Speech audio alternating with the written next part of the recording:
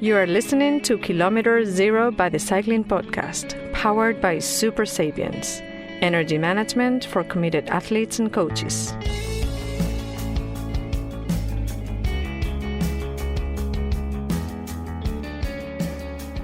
It's been an interesting week at the Vuelta a España for our three audio diarists: Pavel Sivakov of Ineos Grenadiers, James Knox of Deceuninck Quickstep, and John Bowe of Euskaltel Euskadi.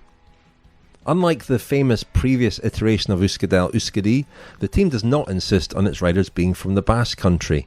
Bowe is from Valencia, and when the Vuelta reached some of his local roads at the end of the first week, he really shone, figuring in a couple of breakaways, including the very strong break on stage 6, from which Magnus Kort held on to win. Knox, meanwhile, has been part of a team that's won 2 stages with Fabio Jakobsen, whose return has given the Vuelta one of its feel-good stories. And Sivakov, who wears the King of the Mountains jersey as I sit here watching stage 9, went close to a win on stage 7, finishing third behind Michael Storer, who incurred the wrath of El Civ by apparently attacking when Sivakov dropped his chain. Lots for them to update us on then, and so without further ado, let's hear what our audio diarists have got to say.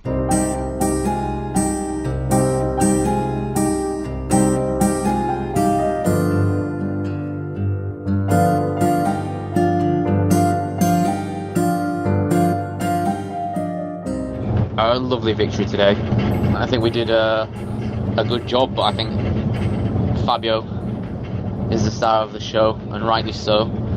This is one we're really going to enjoy as a team. Sit down and have a beer or two tonight, make a toast. Really lovely, really lovely to be part of. I didn't exactly do much, but the boys needed a little bit of help staying up in the front. So me and Mauri got ourselves up there. Mauri first, and then I came sort of flapping up the outside, and we did a little bit of a chop off, me and Mauri. I did, I think, until about 8k to go, and then Mauri maybe until 6k to go, so not a bad effort there from the two of us. And they've been talking about it a lot afterwards. Obviously it's always full discussion, even when you win, it's full discussion about what happened, what went on, and it sounded like it was pretty chaotic.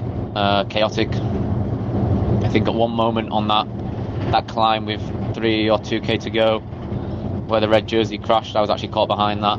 Fabio was on the left, almost on his own, and the rest of the boys were on the right, but it sounds like Cherney was dropping back, but managed to get up to him and move him up a little bit over the climb, got him across to Bert, and then from there, I think there was a few of them in front after that right-hander, and they managed just to sort of put him on the back of the FDJ train, and he did his thing. So this is why we're here, to win a stage, and this is massive for us.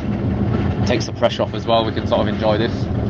This is the man we wanted to win. He's also got a nice little position in the green jersey, 30-40 points ahead of Philipsen now.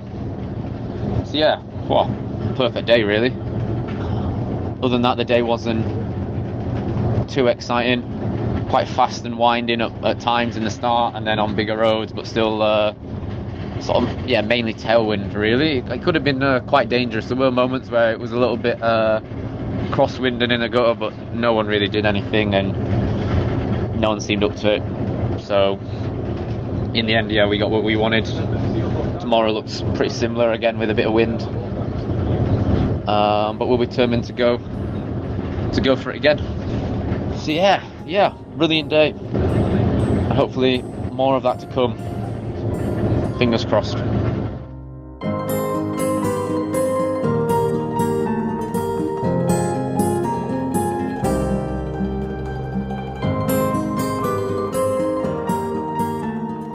Stage 5, Tarascon. Was it Tarascon? I think it was Tarascon to Albacete.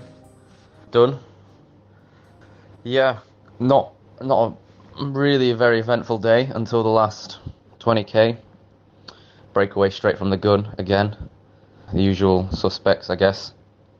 Euskadi, Burgos, and Cayoral up in the breakaway.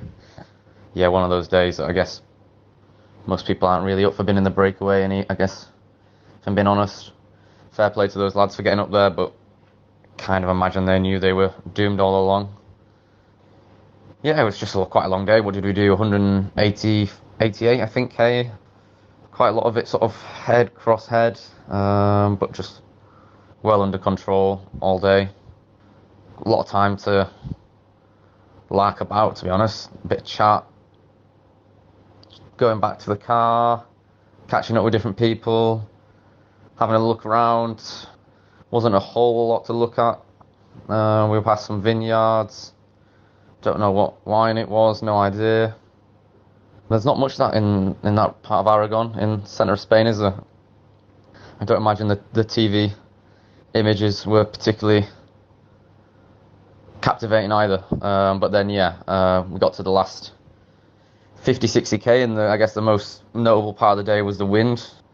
First off, I think everyone has the same, same meetings, same in-depth analysis before the race.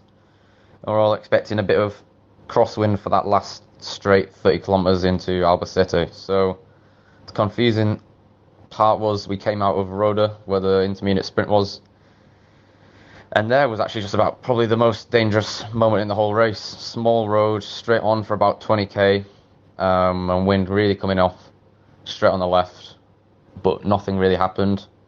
And then we turned what before the race seemed to be the crucial left turn around just over 30k to go. Ineos still went full noise, but yeah, they went full noise into a headwind, so I guess they were just sticking to an original plan, but the wind had definitely changed. But then quite bizarrely, yeah, we rode another like 5k and it swung more and more and more to 3 o'clock. Well, not actually to 3 o'clock, more like 1:32 really. So it was still a bit too much in the face to cause any splits, but it caused a lot of stress, obviously. And it was just that washing machine, the guys who were in the front were sort of putting it in the gutter, but so many people were in the wheels, quite easy, quite comfortable, and they kept coming around and round and round, and there's very little organisation. There's teams of 4 or 5 making an effort to swing round and put it in the gutter and accelerate for a bit, but yeah, a couple of minutes hard, and then they'd sort of feel the wind and then slow down a bit. And after a bit of that, there was obviously the big crash that happened pretty near the front of the bunch. It could have only been like 10-15 wheels back, to be honest. I managed to just slip down the left-hand side. I was on the last few guys who got through unscathed, and without really having to touch the brakes or anything. Just, yeah, one of those strange moments. Saw it all unfolding. Guys in front of me crashing. And I wouldn't really say instinct took over. I just did nothing. I just kept my line, hope for the best. And yeah, as luck would have it, just there was a path straight in front of me and kept going. So I got my way through. It was just me and Fabio there in the front, so I was actually a bit stressed because I thought, bloody hell, here we go, I'm going to have to do a job here. Trying to do a bit of a lead out or something, which was a bit of a scary proposition. But anyway, quickly, more lads came back. We had Stevie, but Florian never made it back. Me, Baggio and Mauri flapping about, trying to help, but not really having the gas to get right up there in the mix. But from what I could see, they were in the right position, all good to go. And then, yeah, I think there was some...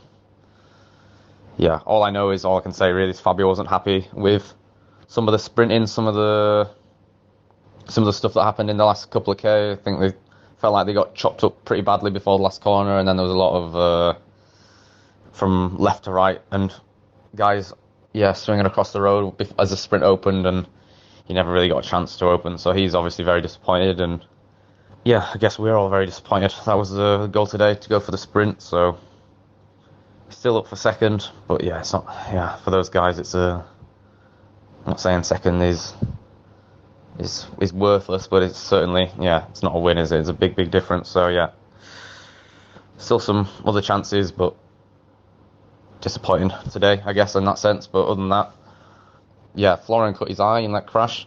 He's okay. Did look like a few guys took some nasty cuts and scrapes, but I saw that everyone finished, so hopefully everyone's all right. And yeah, and that was it. I think that's today's report.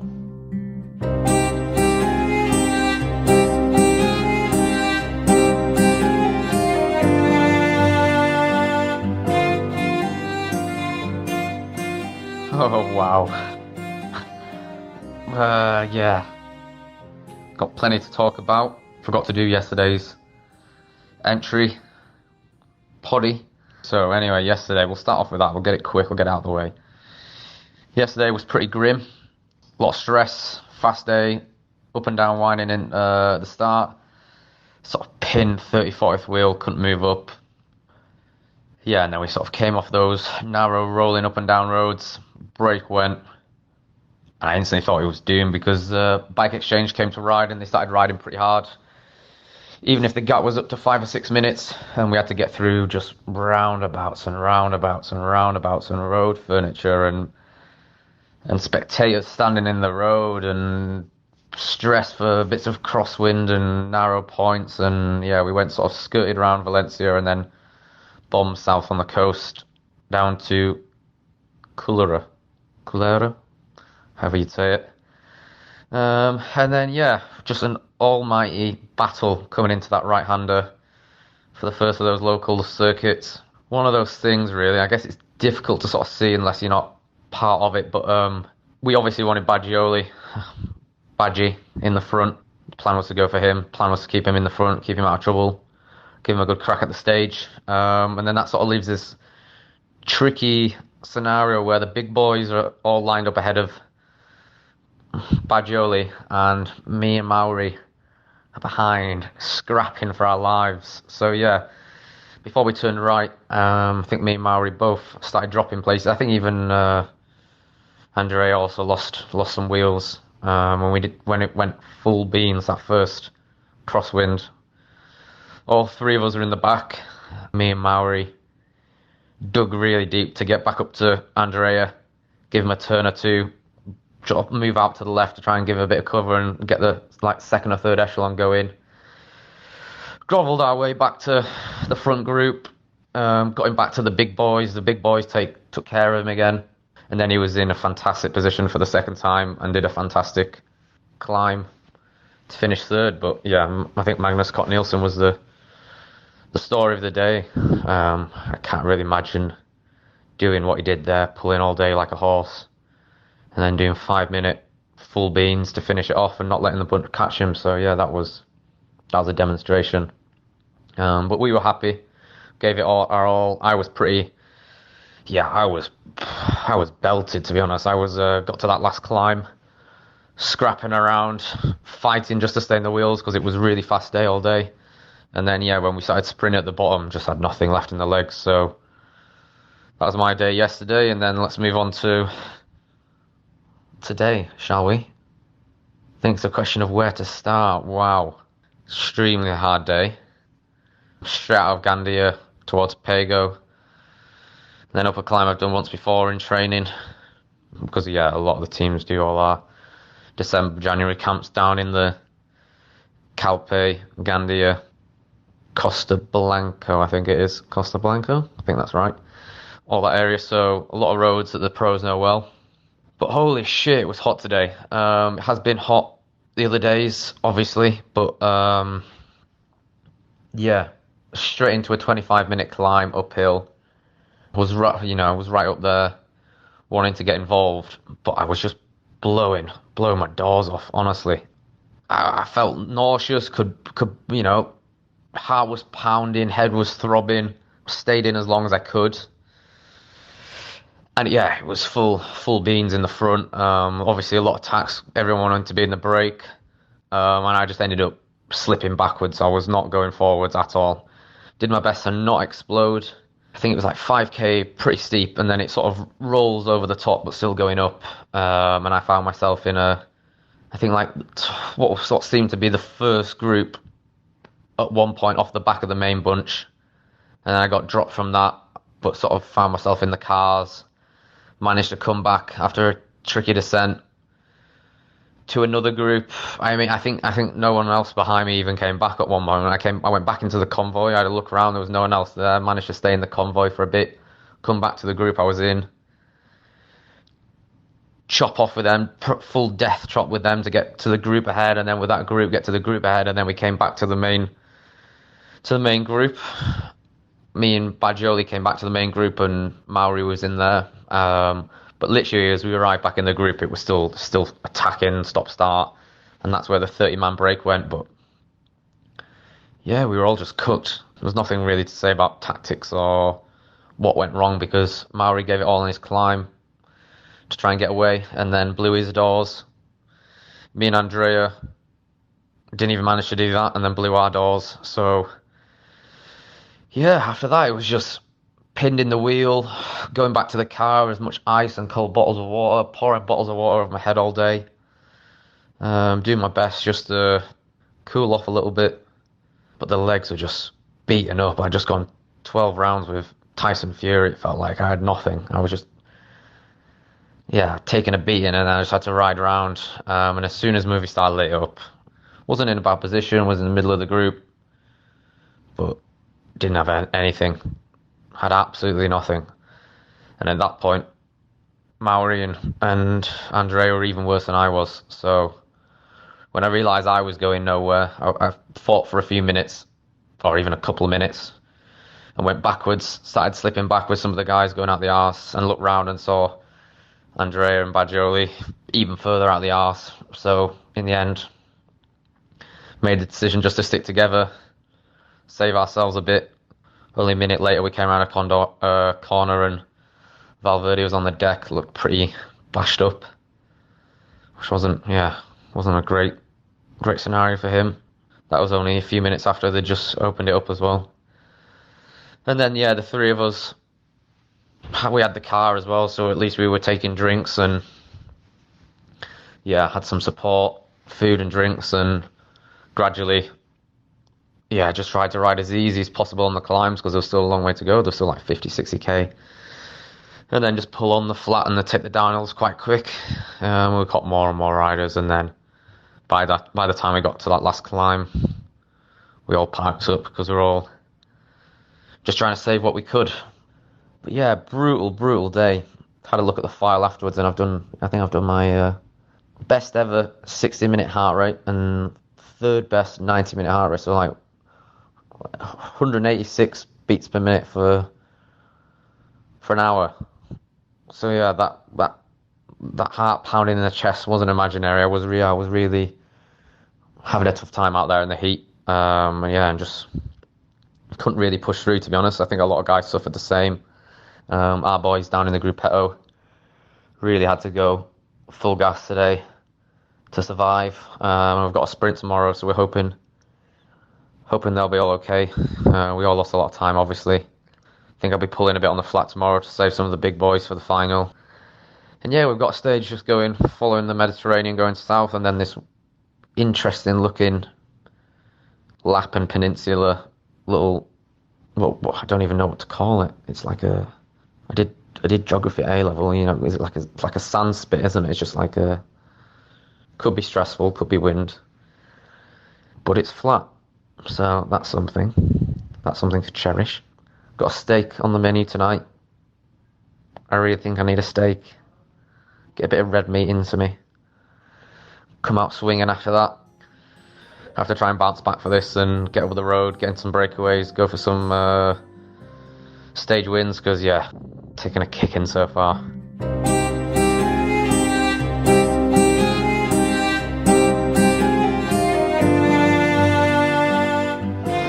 It's the morning after another team win. Could celebrate last night. Everyone very happy. We had some champagne, or I think it was some Carver actually. And it was a great day. Wanted to get up for the sprint.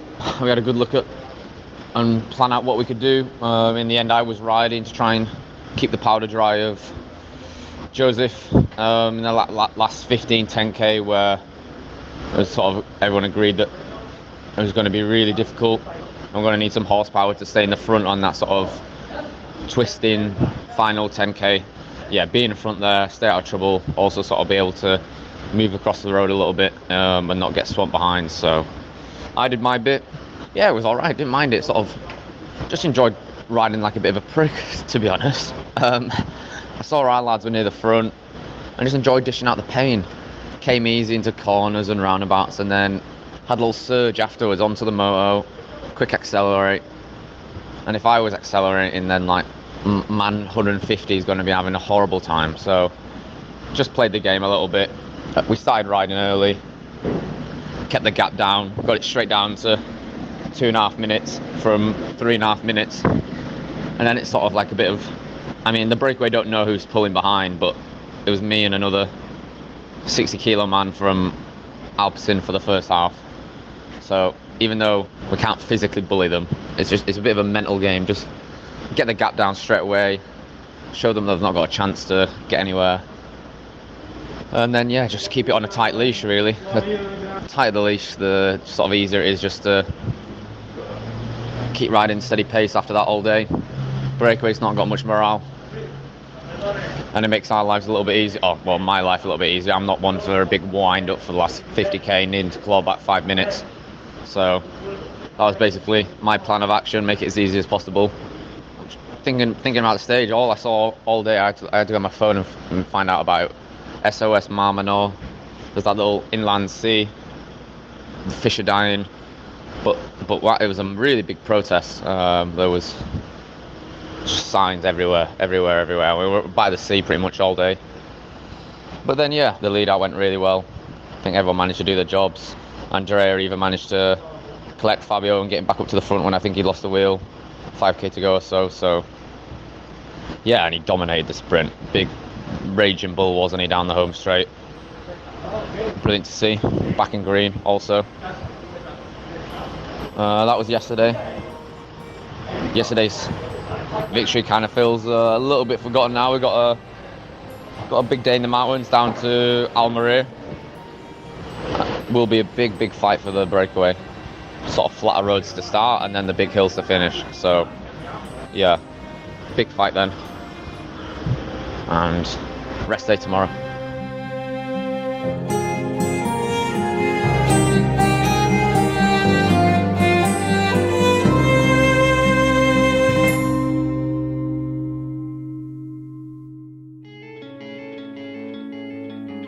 You are listening to Kilometer Zero by the Cycling Podcast, powered by Super Sapiens, energy management for committed athletes and coaches.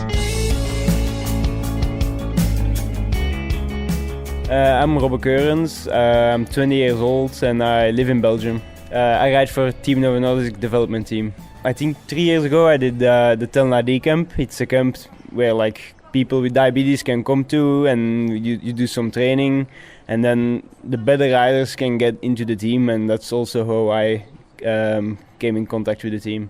So I'm already cycling for I think 11 years. I started when I was 10 years old. My results were very bad before I was diagnosed, and like we were figuring out why it was. And when we went to the doctor, then we saw I had diabetes. So it's a shock in the beginning, like you don't know what diabetes exactly is, but once you get to know more and more about it, it gets easier, and also my results got better and better again. And I think if you can manage it like good, it's not a disadvantage. You have to watch it more than like other people don't have to watch their glucose as much as you have to do it. So that's the most important thing. If that's in range, then you're good.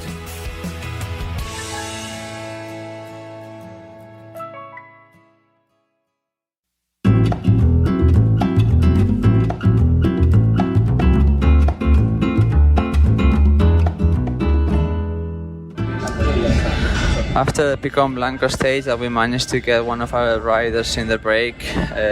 Yesterday, I was the man to go into the break, and try to get some time to the main group peloton, and then try to get to the finish line now. But it was very difficult. Many teams with sprinters worked, and also the group was a bit nervous about the wind conditions, if it could be hard or you can split the group. At the end, I was caught with the other two riders 13 kilometers to the finish line, and it was a quite hard day. It was not very hot, but at the end 140 kilometers, 150 I think, 152 kilometers in the break. At the end you feel tired, but well, I was happy at the end. Many people see you in the TV. The sponsor of the team has to be also shown, happy, and that's why many times we get in this type of breakaways. When I was very little, I remember that every day I put on the TV with the Tour of France, the Vuelta a España.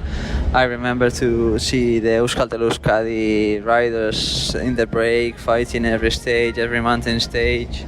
The King of the Mountain, USA. It was a team that you saw that battled every stage with anger, with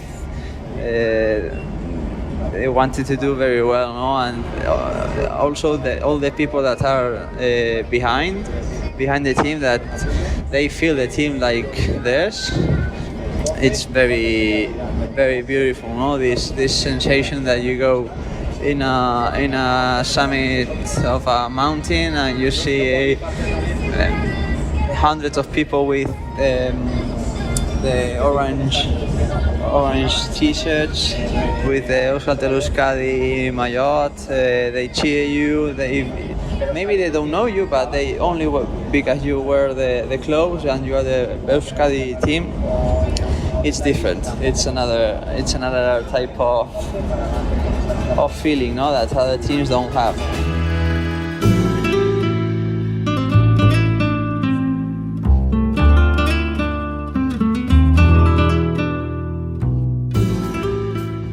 Hello. Well, yesterday was a quite incredible day because every village, every town we go past, they knew I was racing there, and in the break, I after 40 kilometers, I managed to go into the break with 4 men, and we had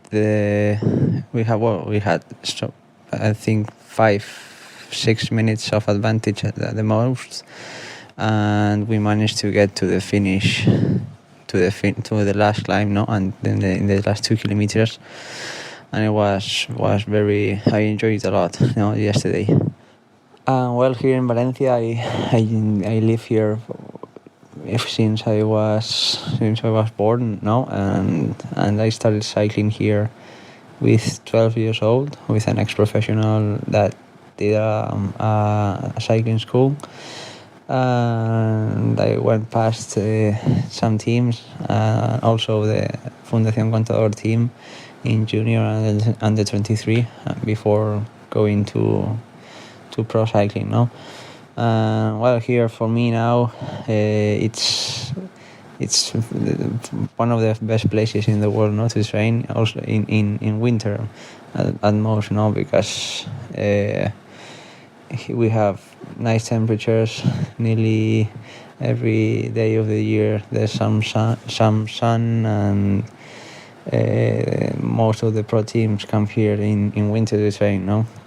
But also, I also have a house in one village of Teruel that is in the high mountains, and I used to be now most part of the year there training because it's less hot in summer and I have more long climbs. That's one of the things here in Valencia I don't have.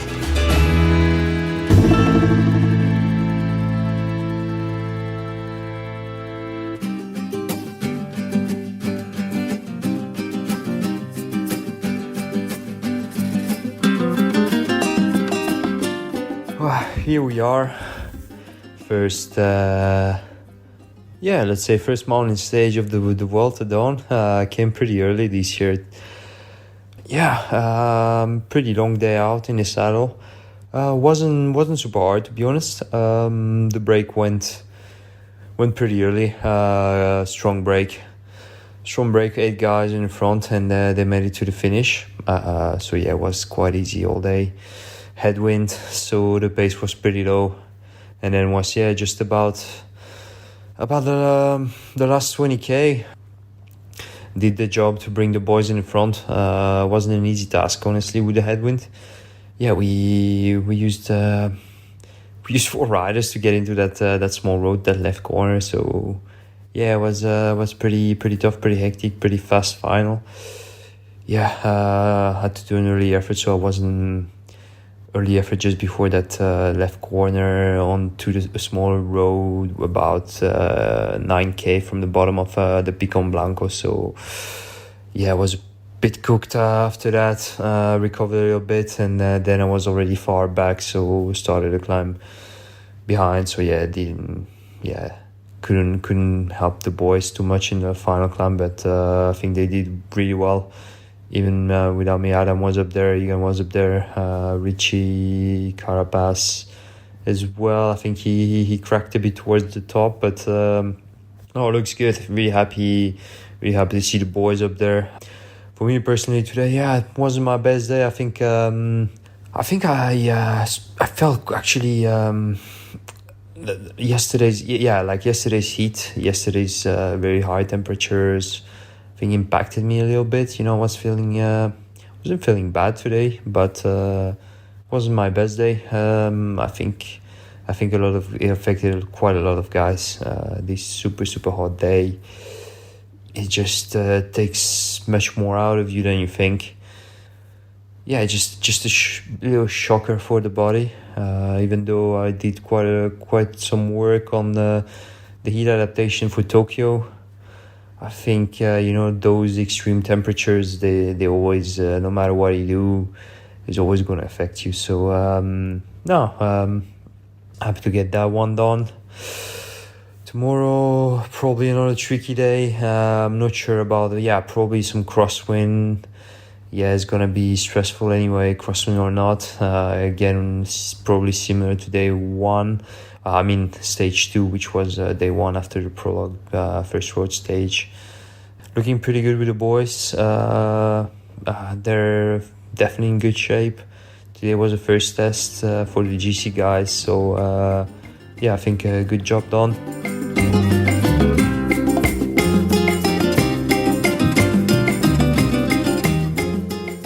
Hey, the cycling podcast. Here in Guadalajara, stage 4 done. Not much to say really about today. Yeah, pretty straightforward. Classic sprint stage. Worked a bit for the boys, and then relaxed in the final. Saving them legs for the weekend, where I'll have big tasks on the first big stages around Alicante, and then around Almeria, where we will have 2 nice upper finishes with pretty tough, rough days before, not like yesterday where it was, let's say, more or less flat until the Picon Blanco.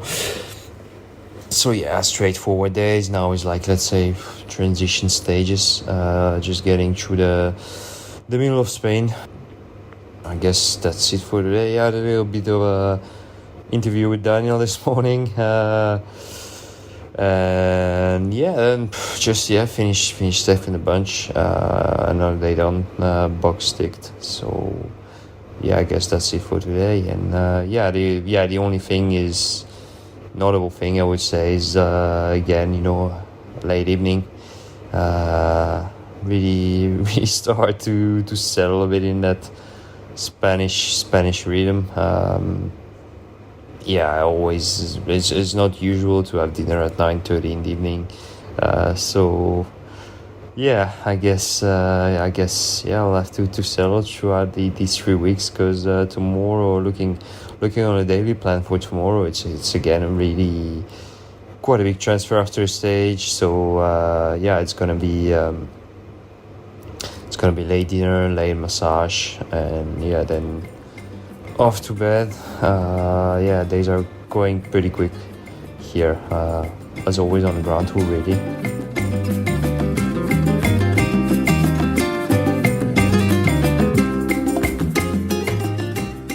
Hey, the cycling podcast.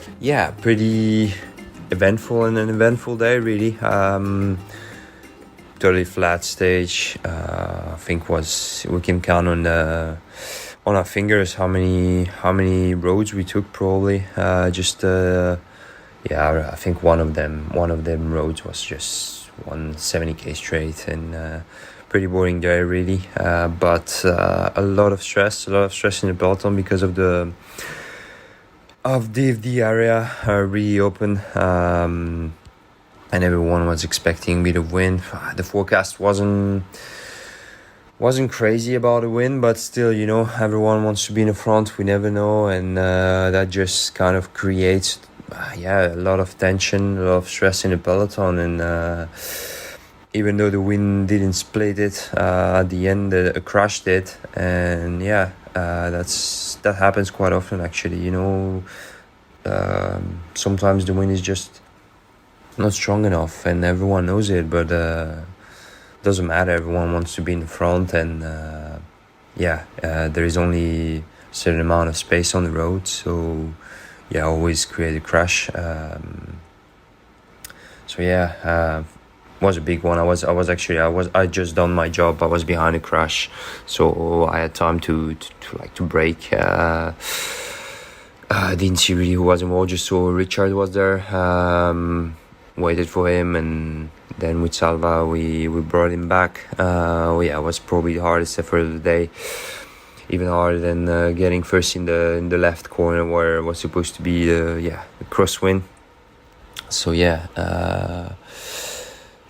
luckily he doesn't have much, just a little bruise, and that's it. I saw that Romain Bardet crashed pretty hard yesterday. It's a bit sad for him, and Ren Taramai as well, losing the jersey.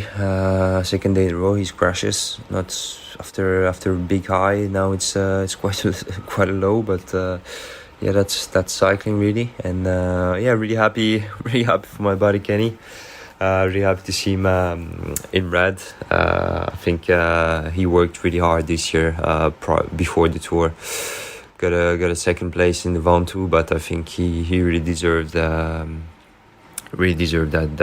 one. I think he'll enjoy it, and he can keep it for quite a bit actually. I think he tells me that he's not in a really good shape, but I think he's going pretty well. So we'll see.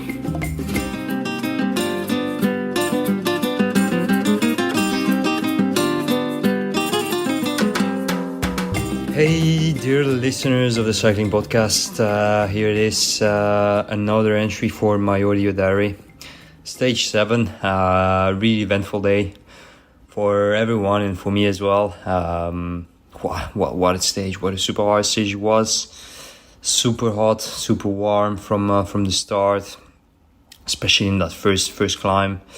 So after 7k of racing, straight away we hit that first cat, and from there on the race just went bananas. It was quite crazy. Everyone wanted to get in the break because everyone knew that it was a good day for a breakaway. So it was a lot of attacking. I was kind of staying up there in the front, but I wasn't covering the big moves in that first climb. It took some time to go because even after that first cut, no one could go away really, and it all happened in Leo Valley. After that, probably like an hour 20, an hour 30 in. Managed to get in a big group. I have to say, I was covering quite a lot of moves there, so spent a lot of energy, but made it into a big group of 30 guys. From there on, UAE was pulling for Jan Bollands. With Trentin, he was going. He actually made that big breakaway by one of his massive turns, and then just kept going for Polans, because Polans was I think the best guy on GC at that point there. So from there on was pretty straightforward until we hit that second cat with probably around 40k to go. There's DSM who were with numbers, 5 guys start attacking one after another. I just thought that now I don't need to miss the first move, because usually in that kind of situation, in the big breakaways, if there is a move going, the good move, it's usually it's usually going to the finish, because behind, kind of no one is committing 100%, and you're just there in the front. Yeah, riding a good tempo. So yeah, I made it. Yeah, first Lawson Craddock went on his own, and then me and Store, we got across. I was going really well, feeling really good at a point. I thought, wow, cool, yeah, now you're on it. Store looked a bit, I thought he was not so good on these flatter bits. I was just kind of going. I thought he was a bit on the limit, but then I tried to move a few times in the second last climb, and he was always on my wheel. Actually, when I did my second move, I dropped my chain, and something not so good from him there happened. He just carried on. Yeah, he didn't carry on. He actually attacked me while I dropped my chain, so that was not so good. Not so nice to see. Like I said on several interviews after the race, I was a bit bitter about this. But yeah, well, what can you do? You know, it's the racing. It's like this. What this happened, I had to sprint pretty hard to get back up in the front, and then just pace myself as hard as I could into the last climb. I got third, and we can say little consolation with the mountain jersey. Not really. They asked me as well about this in the post race interview, but not really, because the win would have been much better than that mountain jersey, even though it's better than nothing. That's for sure. At least I got a taste of the podium. It's been a long time. But generally a good day for me.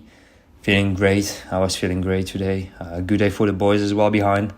Really good job. Really good to see everyone up there.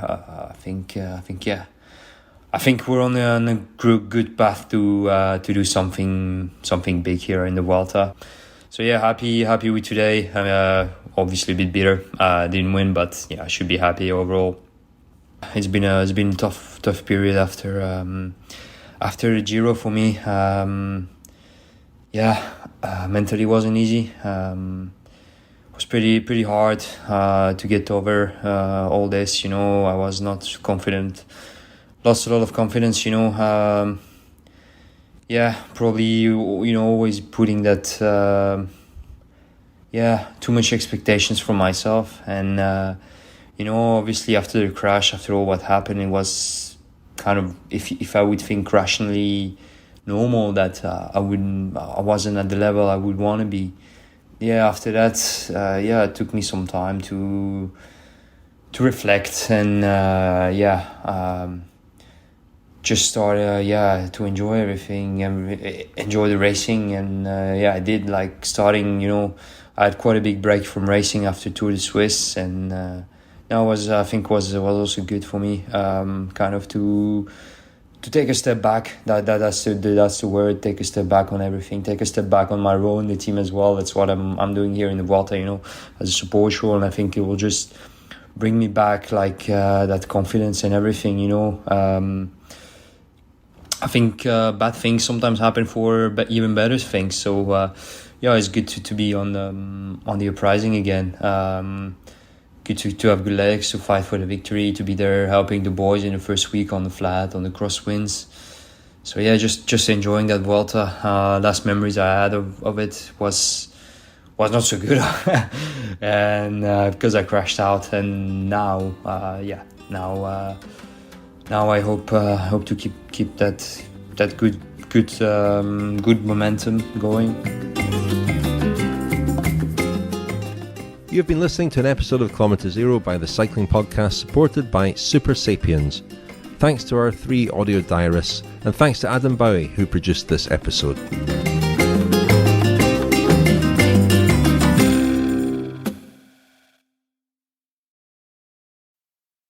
If you have loved ones that rely on your income, you need life insurance. But finding the best quote shouldn't take a lifetime. With Policy Genius, you could save 50% or more by comparing quotes from America's top insurers. First, head to policygenius.com. In minutes, Policy Genius will compare prices starting at as little as $1 a day. You might even be eligible to fast-track your coverage with a no-exam policy. Once you apply, the Policy Genius team handles all the paperwork and red tape. If you have any questions, their team of licensed, independent experts is on hand to help. In fact, Policy Genius's award-winning service has a 5-star rating across thousands of reviews on Trustpilot and Google. Make today the day you cross life insurance off your list and get protection for your loved ones. You could save 50% or more by comparing quotes. To get covered, head to policygenius.com today. Switching to Geico is a good idea, especially when you consider everything. First off, Geico makes it easy to switch. They have licensed agents available 24/7 online or over the phone. But if it's so easy, you might start thinking everything is easy, even big wave surfing. And it's not. It's actually quite difficult. Well, if you switch to Geico, you could save hundreds on car insurance. And you could keep saving by bundling your motorcycle, boat, and RV, plus your home or renter's insurance. But saving money might lead you to make some questionable purchases, like a 20-foot feather boa. And do you know how hard it is to clean a 20-foot feather boa? Well, they do have an industry-leading mobile app you can use to pay your bill, file and manage a claim, or add a new driver. But when life gets a little easier, it makes you too confident, and you start calling everyone Ace. And you're better than that. Well, Geico has a 97% customer satisfaction rating and has been saving people money for 85 years. It's hard to beat that. But you're right. Switch to Geico. It's obviously a good idea.